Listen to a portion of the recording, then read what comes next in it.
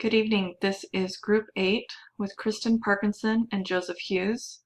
We're going over Chapter 10, Enable Fast and Reliable Automated Testing. To start off with, we learned a little bit about Google developers and that ideally all code should be tested to successfully integrate and run in a production-like environment.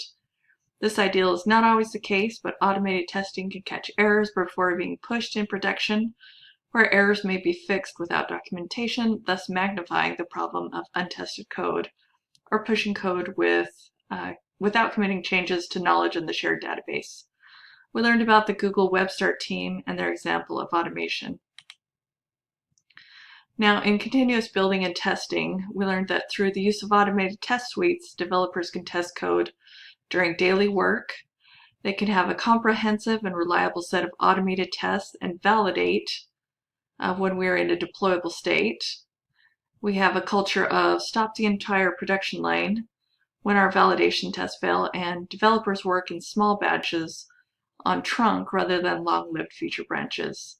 And in building a fast and reliable automated validation test suite to prevent production stalls with both large batch sizes or untested code, we need fast automated tests that run within our build and test environments whenever new changes are introduced into version control. By doing this, we have the small batch sizes, we code in deployable state, and once the code is ready, we deploy it.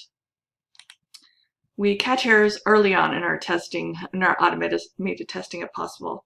So for automated testing, we run through faster running tests before the slow running test, i.e. we do unit testing before acceptance or integration tests. In our testing environment, if it's too tight for unit testing, we should be wise to create more loosely coupled systems so modules can be independently tested without integration environments. To ensure tests run quickly, we try and have them run in parallel as well. Ensuring fast feedback is key. We make any build that passes in our automated tests available for exploratory testing, as well as all other forms of manual resource and intensive testing. Now, to write our automated tests before we write the code, one way to ensure that we have reliable code testing is to write those tests as part of our daily work.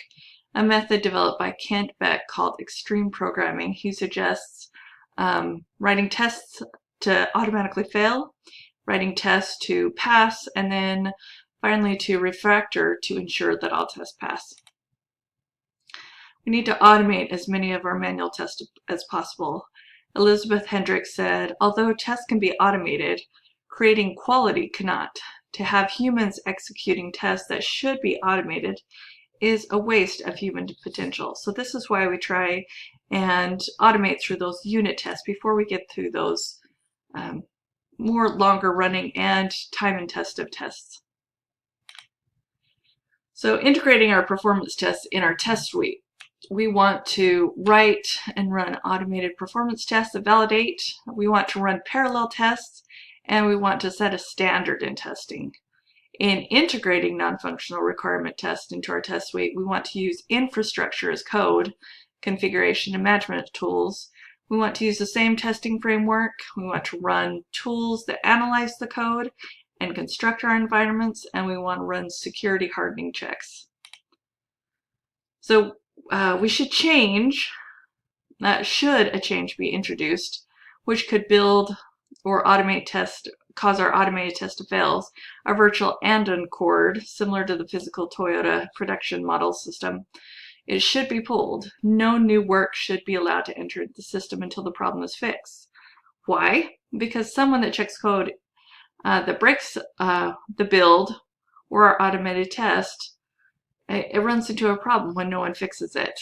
If someone were to put another code into it, the automated builds would follow, and it just piles on in there.